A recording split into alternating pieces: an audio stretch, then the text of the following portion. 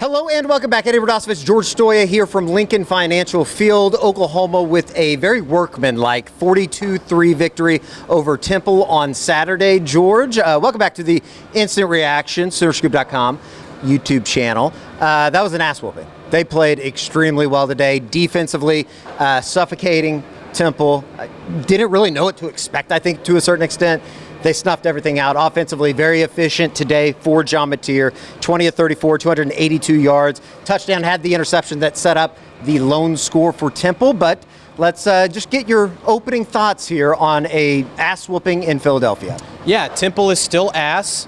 I feel like we talked all week, oh, Temple's better, Temple's this. They're still not very good. Lot K, though. Lot K was packed before the game. Lot K was packed. It turns out that you did not inspire the team today, the Owls. But no, I thought it was a really good performance for Oklahoma. They came in and dominated from the opening possession, a 3-and-out for the defense, turned around, and the offense went, I think it was a 10-play, 67-yard drive to score on the first possession, and from there it was over. They go for two, which was awesome. The Jaren Kanak pop pass to Jacob Ulrich, which was pretty cool, but very efficient day, like you said. This defense is legit, man. They are all over the place. I think it was Casey Keeler that said after the game, they've got a bunch of savages on the defensive side of the football, and that's true. So a really good performance. I know it's not the biggest environment. I think the announced attendance was like 24,000.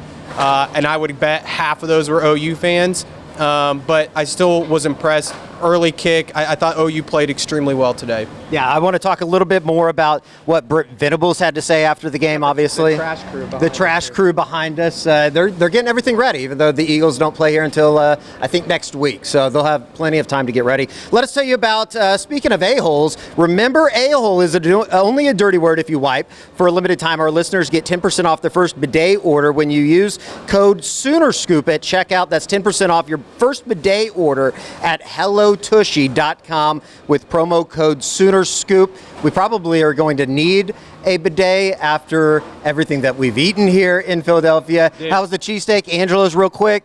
Unbelievable, but you're right. Definitely going to need the bidet. Remember, a-hole is only a dirty word if you wipe. For a limited time, our listeners get 10% off their first bidet order when you use code SoonerScoop at checkout. That's 10% off your first bidet order at HelloTushy.com with promo code SoonerScoop.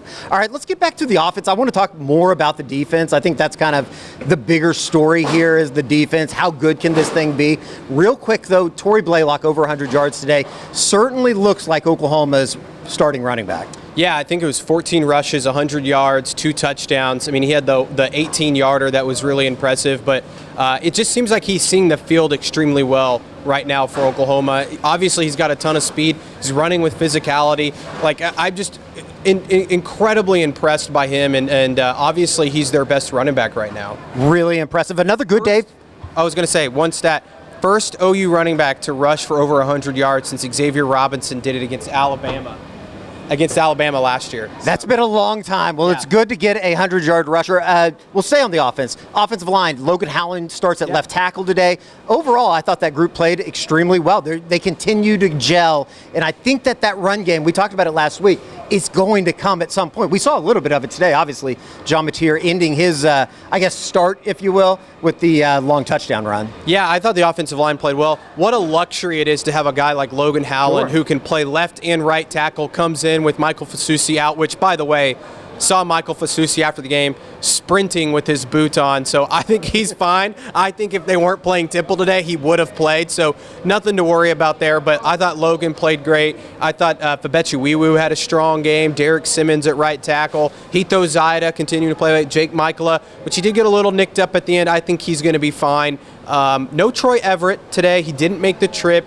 Makes you wonder what's the backup center situation. I think it was Gabe Eichert said on the radio that Fabechi was kind of the emergency backup center today. Yes, the center. And I did see that Jake Michael. You'll see it here in some video. He was limping around at the very, very end. I think he's fine. I think he's going to be fine, though. Obviously, he was still in with a 42-3 victory. Wide receiver-wise, Isaiah Satania, welcome to the crew. 7 for 97 on Saturday afternoon. Jaren Kanak, another really good performance. 4 receptions, 86 yards. He had the touchdown or the 2-point conversion throw.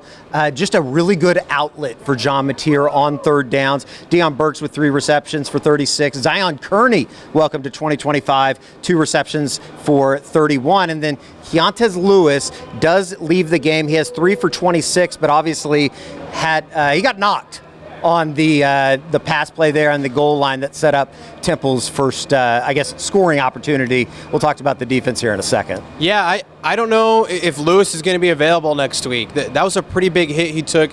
You'd have to assume it's concussion related. So we'll have to see. He did stay out on the sidelines, which is somewhat a good sign. Maybe it's not too serious. So was he out there during the second half, or did he stay in the locker room? Lewis was still out there. He was out there all the way till the end. So he was still out there, but no helmet. That was taken away from the medical staff. So we'll have to see. You'd like to think Zion Kearney could step up. Ivan Carrion played a lot today. I don't think he had a catch, but played a ton. And I still think they like that receiver room. Jermichael Carter was out there. We'll see about Giovanni Gibson if he can get back out there. But Brent didn't give much of an update on Lewis, just said that they're hoping he can recover soon. John Mateer did talk to him after the game, basically apologized for putting him in that spot, obviously. He said he was laughing after the game in the locker room. I think it's definitely going to be a wait-and-see approach for him going into Auburn next week. All right, let's talk about the defense because they were phenomenal. I think you look at the box score here. There's damn near 20, maybe more than 20 guys that recorded a tackle. Welcome back Kendall Dolby to the mix. Awesome. Everybody, I thought, just had a moment today defensively. A very suffocating performance, barely over 100 yards for Temple. Yeah, they were fantastic. The defensive line, I thought, really kind of set the tone. Jaden Jackson, maybe one of his best games as a Sooner, and I feel like we're saying that every single week with him. David Stone had some big moments today. Reggie Powers came in with the sack. Michael Boganowski, both those guys got a lot of run at safety, so just a really good performance. And I thought it was interesting. Brent said, I don't know if we're going to play this audio, but Brent kind of talked about it after the game. He just feels like the depth on that side of the ball is maybe the best he's had since he's been here. And, you know, through these 3 games, they have been – the only thing you can complain about is they haven't gotten any turnovers, but it feels like teams are trying to limit those. They should have had a couple today.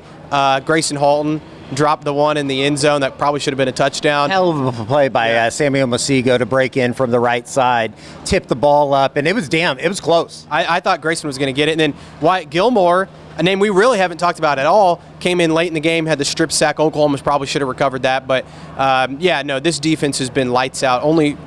Temple only 104 yards. And I know they haven't played anybody, but you looked at their stats before. They were one of the top one of the top teams in the country offensively, statistically. So to do that today, I thought was super impressive. George mentioned it. Here is Brent Venables talking about the depth of the defense as well as where the turnovers at right now. They've been unbelievable defensively, but have yet to be able to force a turnover. Here is the Oklahoma head coach, Brent Venables. I really like all 3 levels. I think we have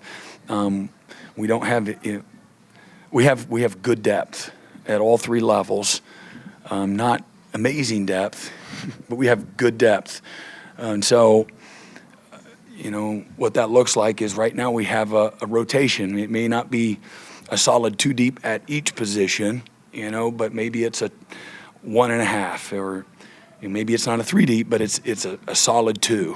And there's some positions that could afford, have a little more depth than others. But I do think that this is a very hungry, driven, humble, tough, high-standard group of young men that they like to be pushed, like to be challenged, they like to practice.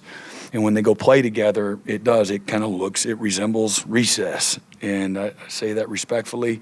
They have fun. Oh, man, how disgusting is that? I know. And we've been preaching it. We start every practice with turnover circuit. And they'll come, if we were getting our brains beat in and we had no turnovers, I wouldn't like any of it. But we got to, we got to do a better job, because that's going to be a really important part, as we jump into SEC play here next week. Certainly, you're getting nitpicky, right, when you're talking about the turnover thing, and I think that will come as much as pressure as they're putting on guys right now. It's going to pop at some point, and then maybe it comes in bunches. One bad thing to come out of Saturday afternoon: R. Mason Thomas ejected in the second half for a targeting call. That will mean he will miss the first half against Auburn unless Oklahoma was able to win the appeal, which Brent Venables did say they will go through the process of appeal. It's gonna hurt though, not having R. Mason Thomas on the field for the first half next week against Auburn. Yeah, I'm interested to see if they can win this appeal. I don't think they will, but watching the replay, I mean, by the book, it probably is targeting. It's a pretty weak call, especially considering early in the game, I thought Jaden Hardy was going to get thrown out, and he wasn't. And then Keontez Lewis, they didn't even review that play. I thought that was a no-brainer. Very clear head-to-head, and the Temple player is going for the ball, but he's hitting a defenseless receiver. So I don't know what targeting is. Clearly, neither did the officials today. They called it on R. Mason Thomas. It's really unfortunate. You just have to hope that maybe you win the appeal, but if you don't, you're going to be relying on guys like Marvin Jones Jr., who I thought played outstanding today. He's been really good. PJ Adebarwe is playing great football right now. Taylor Wine. Danny Okoye didn't suit up today. Yeah. I don't know if there's an injury going on there, but you'd have to think if he can give it a go next week, he might be in the mix in that first half, but certainly something to pay attention to this week when Auburn comes to town. Of course, with conference play coming up this week, we will have availability reports as released by the SEC on Thursday, so that's obviously something to watch. We'll have full wrap-up from today on SoonerScoop.com's YouTube channel, have Game Day Rewind as well as the recruiting report with Josh McCuistion, but all in all, a very, very impressive performance today on a night that I think there were some people that really thought that, like I know Kirk Herbstreit had talked about it, people thought that Temple was going to be able to maybe keep themselves in. It was an interesting, curious spot for Oklahoma coming in off the big win. They certainly responded like a mature team. Now you head into conference play, and how exciting that's going to be with Jackson Arnold coming to town next weekend. Yeah, and look, I think this win today, I'm not saying OU loses this game in previous years, but maybe they do let a Temple hang around, or maybe they come out flat, and that wasn't the case. I mean, they set the tone early. I mean, this game was over very quickly, and you could tell it was over, and I think both teams knew it. So I was very impressed, and like you said, a very veteran team, and now you get into the conference play. And this is, obviously you have the Kent State game in a few weeks, but this is where the season really begins. Brent Venables in his 4 years has now started 3-0 every single year. Sure. So, this is where it's like, okay, we find out who you really are now in these next few weeks. And I think this Auburn team that they kind of struggled a little bit with South Alabama. I think the final ended up being 31-15 in that game. So this is a game, though, that they're going to be tested again in the trenches like they were against Michigan. Jackson Arnold, say what you will about him as a quarterback. He's played pretty well so far for the Tigers. Can Oklahoma get to him? Can they force some turnovers? Can they, limit his running ability? It's going to be a lot of fun. So cliche, but when you have a defensive line like Oklahoma has right now, it makes everybody's life a little bit easier. Oklahoma wins 42-3. George and I are going to wrap this up here. We'll be on the Eskridge Lexus postgame podcast with Carrie Murdoch back in Norman, and we will be back here on the SoonerScoop.com YouTube channel on Monday for the Game Day Rewind and the recruiting report with Josh McCuistion. 42-3, Oklahoma wins, 3-0 on the season. Conference play begins next week in Norman at 2:30 against Auburn. Jackson Arnold back in town. Going to be a big week in Norman. For George, I'm Eddie. We'll see you back here on the SoonerScoop.com YouTube channel.